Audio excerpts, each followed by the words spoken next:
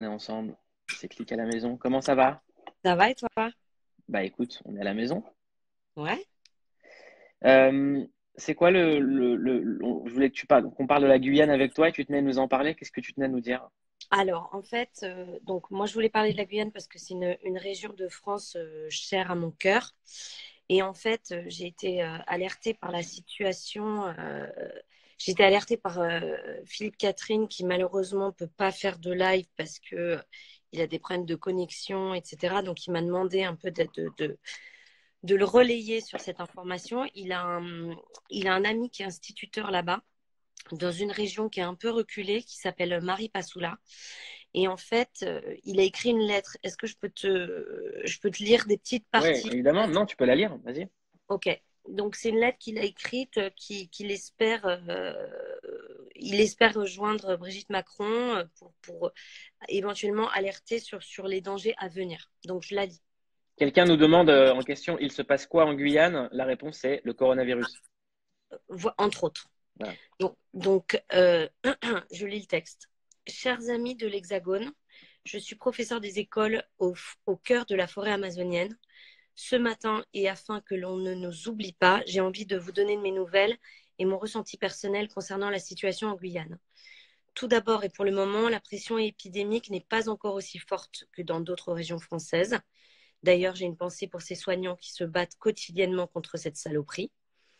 Voici un bref rappel sans prétention de ce qu'est la Guyane.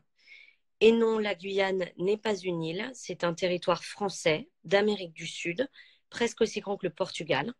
Nous avons comme voisins le Suriname et le Brésil de Bolsonaro. La population en Guyane, supérieure à 280 000 habitants en 2018, est jeune, peuplée par une multitude de groupes humains, les Amérindiens, les Bushinengués, les Hmongs, les Créoles, les Métropolitains, les Haïtiens, les Brésiliens, les Libanais, bref, ces populations se distinguent par de nombreuses langues parlées et par des modes de vie diversifiés. Cette diversité est une des nombreuses richesses de ce territoire. Au-delà de l'aspect géographique de la Guyane, j'aimerais vous faire part de mon ressenti. Côté santé, je vais bien, mais je reste inquiet quant au devenir de la situation pour les Guyanais. Quand on habite ici, les chiffres font parfois froid dans le dos. Dans un article du Monde publié il y a 3 jours, la Guyane compte au mieux une trentaine de lits de réanimation pour plus de 280 000 habitants. Aujourd'hui, je viens d'apprendre qu'on est maintenant passé de 29 à 40 lits de réa pour l'ensemble de la Guyane. Youpi, on est sauvé, on a gagné 11 lits, ce qui correspond à une équipe de football. Et comme feu Michel Hidalgo nous le conseillerait, amis guyanais, il faut suivre la stratégie défensive de la Mannschaft et rester confiné en défense, chez vous. Tout cela pour vous dire que les chiffres liés à la situation médicale en Guyane m'inquiètent, tout comme les recommandations de notre voisin Bolsonaro qui refuse de confiner son peuple. Habituellement, en Guyane, le corps médical est déjà sous tension. Le nombre de médecins généralistes par habitant est loin d'être suffisant et le nombre de médecins spécialisés ne correspond pas aux normes classiques des autres régions de France. C'est bien dommage que la situation hospitalière au sein de la forêt amazonienne ne soit même pas la même qu'à la clinique de la forêt noire. Bon, il se permet des petites libertés littéraires, on va dire. En Guyane et dans les villes principales, Cayenne, Saint-Laurent-du-Maroni, l'habitat spontané est présent. Les bidonvilles existent. Je pense souvent à ces personnes vivant dans des zones insalubres où le confinement doit être difficile, voire impossible, tant la promiscuité avec son voisin est obligatoire. Je pense aux infirmières libérales travaillant au sein de ces bidonvilles, sans eau courante, pour se laver les mains. Il faut un courage immense pour continuer à exercer ce métier au sein de ces zones où l'accès à l'hygiène est difficile. Depuis le début de la crise sanitaire, le gel hydroalcoolique manque cruellement. En ce qui concerne les sites isolés, Maripasoula, Anteku-Mepata, Trois-Sceaux, situés sur les deux fleuves transfrontaliers, accessibles en avion ou en pirogue, où nous retrouvons une partie des peuples de la Guyane, les Amérindiens, Wayana, Wayampi, les Bushinengués, Aluku, Boni. Il n'y a pas de lit de réanimation. Les médecins sont parfois présents, mais en nombre restreint, sans oublier que la continuité des services de première nécessité, eau courante, électricité, fait aussi parfois défaut dans plusieurs villages. Ici, vous comprendrez aisément que d'autres problématiques sanitaires et environnementales préexistantes la présence de mercure liée à l'orpaillage illégal et à la gestion des déchets, par exemple, joue déjà sur la santé des habitants et de leur bien-être. Les conditions sanitaires sont donc fragiles, et ce, bien avant l'arrivée probable de la crise. Je suis inquiet pour ces populations du fleuve qui restent isolées géographiquement. Ici, c'est la France. C'est la France. Et nous nous devons de les protéger. J'espère qu'elles seront épargnées par le Covid-19, car c'est une partie de notre histoire qui risque de foutre le camp. Nous sommes dépendants du fret aérien et fluvial pour le renouvellement des produits alimentaires dans les quelques épiceries existantes. Et enfin, une bonne nouvelle, il pleut, parce que ce n'était pas le cas depuis 3 mois. Le niveau du fleuve va, je l'espère, augmenter et il sera à nouveau navigable. Les amis, la vague n'est pas encore là, mais le risque d'une catastrophe sanitaire est bel et bien désormais présent. On pense bien fort à vous pour cette quinzaine qui s'annonce difficile et surtout, ne nous oubliez pas. Merci Ludivine pour le message. On pense très très fort à tous les gens qui nous regardent en Guyane et en Outre-mer. Ouais, Il faut le rappeler, ils sont là. On a un ami qui est en Guyane en ce moment. On va le prendre, Ludivine. Il s'appelle tout à Tido. fait. Merci beaucoup, Ludivine. Big up à toi. Gros bisous. On va prendre un pote qui est en Guyane. Il s'appelle Tido Berman. Il faisait partie du groupe TTC. Il fait toujours partie du groupe TTC. Et il est justement en Guyane. Je sais qu'on entend très peu parler d'eux. C'est pour ça. Eh ben, je suis à Cayenne, je suis chez moi. Ouais. Moi, ça va, je suis dans une ville où ça va encore, quand on a tout ce qu'il faut. Après, c'est pas évident de rester à la maison, mais bon, c'est un peu flippant, nous, on sort pas. Sauf si on doit faire des courses, mais on voit les gens dans la rue se balader, qu'on va faire des courses, comme si de rien n'était.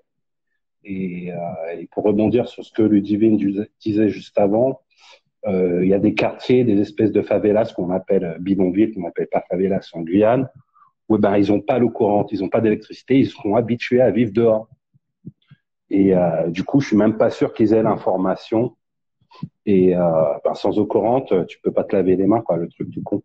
Tu vois, c'est ghetto pour eux. Depuis combien de temps vous êtes confiné en Guyane? Ben là, ça fait 15 jours. Ouais. Et il y a un couvre-feu également. Ça commence à 20h jusqu'à 6h du mat. Voilà. Et puis voilà. Écoute, on fait avec, on fait comme on peut. Nous, ça va. On a l'habitude.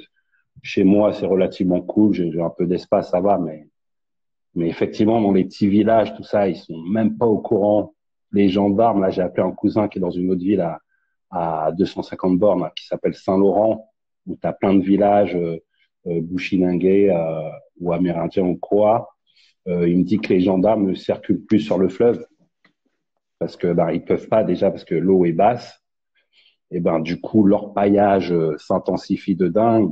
Du coup, il y a une tribu qui s'appelle des Wayanas, des Amérindiens, qui veulent bloquer le fleuve. Ils voulaient le faire depuis hier, mais apparemment, il y a eu un échange avec la préfecture. Du coup, ils l'ont pas fait, mais je pense qu'ils vont le faire parce que là, à mon avis, ils vont pas pouvoir pêcher beaucoup de poissons vu comment ces fleuves sont pollués aujourd'hui, malheureusement, quoi. Tu vois. Qu'est-ce que nous, on peut envoyer comme message aux Guyanais et aux gens d'outre-mer qui nous regardent? Et ben voilà, nous, moi, ça fait 7 ans que je suis revenu en Guyane. Donc, moi, je suis guyanais, mais j'ai vécu à Paris, comme tu le sais, quasiment toute ma vie. Et il y a un truc qui m'a frappé quand je suis revenu, c'est que j'avais plus l'impression d'être français. J'avais plus l'impression d'être en France. Alors que c'est une région française. C'est même, je crois, la région la plus vaste de France, la Guyane. Il n'y a pas d'hôpitaux. Le dernier hôpital qui a ouvert a été construit à Saint-Laurent, justement, mais j'avais fait un reportage avec un pote à moi qui s'appelle Stéphane sur le sujet et on avait interviewé les directeurs de l'hôpital et tout ça, qui nous disaient qu'avant même d'être ouvert, il sera obsolète. C'est-à-dire qu'il sera déjà trop petit, tellement il y a un taux de natalité grand en Guyane. Je crois que c'est le plus fort taux de France. Donc, ce qu'on peut dire aux gens qui nous dirigent, c'est vraiment de pas lésiner sur les moyens et de vraiment nous aider. Ça fait 50 ans qu'ils promettent un peu tout et n'importe quoi, sans jamais vraiment assumer leur rôle. Donc aujourd'hui, la Guyane ne peut pas être indépendante, je pense, dans la situation dans laquelle on est. Mais on a vraiment besoin d'être aidé, d'être appuyé et que le pays se développe. C'est comme si on voulait nous censurer, nous empêcher de nous développer. Je ne sais pas pour quelle raison. Je comprends pas comment c'est possible que des villages entiers, quand il y a des grosses pluies, soient inondés, que des enfants de 5 à 20 ans aillent à l'école en tenant leurs souliers dans les mains parce qu'ils doivent marcher dans l'eau, tu vois. Étant en Guyane, quoi, c'est genre un truc de dingue où qui n'est pas de, ils vivent dans des feuilles de tôle, quoi, dans des bidonvilles, et ils ont des papiers français, ils sont français, parfois ils payent même des impôts, ce qui est incroyable. Mais voilà, c'est vraiment de nous aider, de nous prendre au sérieux. Il y a 3 ans, il y a eu une manifestation où toute la Guyane s'est réunie dans toutes les grandes villes pour dire que tout ce qui allait pas, tout ce dont on avait besoin, des hôpitaux, toutes les infrastructures normales qu'il y a sur tous les territoires français. L'État avait promis, je crois, 67 millions d'euros, sachant que c'est pas énorme, ça paraît beaucoup, mais c'est pas énorme, vraiment pas. Ces 67 millions d'euros sont toujours pas débloqués. Une partie l'a été, bon, ça c'est ce qui se dit, mais en attendant, au quotidien, je vois toujours dans les rues des énormes trous. T'as intérêt à avoir une bonne voiture, un bon 4x4, sinon tes amortisseurs ils vont mourir très très vite. Tido, merci pour le témoignage. De manière, t'es en Guyane, t'es confiné, tu reviendras nous voir. Moi, je suis confiné, je te regarde, je te suis. Il y a la question, il y a des gens qui posent la question TTC. La question TTC, écoute, la question TTC pour l'instant, elle me dit regardez Click. C'est la meilleure chaîne de la planète. Vous n'êtes pas retourné en studio cool. Il n'y a pas longtemps ensemble, TTC? Il y a un bon délire, il y a beaucoup d'humour, il y a un franc-parler. J'ai toutes les informations, Tido, je préfère que tu les révèles avant que je les dise. Écoute, TTC, moi, je viens souvent à Paris, donc on se voit, on a fait une petite tournée il y a pas si longtemps que ça. On a enregistré quelques titres en studio qui tabassent vraiment. C'est vraiment, vraiment lourd. Donc, je te cache pas que personnellement, je flippais grave. On flippait tous, je pense. Je parle au nom des 2 autres. Quand ça fait plus de 10 ans que tu as pété en studio avec tes potes et que tu as fréquemment des messages sur le net de fans qui te disent « Bon, alors, il se passe quoi ?» T'as peur de les décevoir, tu vois. T'as peur de faire un truc pourri. Mais au final, on a fait des titres qui sont vraiment lourds. Je suis assez fier. J'ai hâte qu'on puisse les faire écouter aux gens. J'ai hâte que Mouloud Achour les écoute et qu'il me donne son avis. Tu vas m'envoyer ça en DM, merci. Je t'envoie ça en DM et tu me dis clairement la chose, si tu aimes ou pas. Et sans blague, faut vraiment m'envoyer ça. J'ai besoin de son là pour la BO de mon film. C'est le moment. Ouais. Mais grave, carrément. Vas-y, on se parle en privé. Là, il y a des gens qui nous regardent. À plus tard. Salut. Bisous la Guyane. C'était. Salut, merci.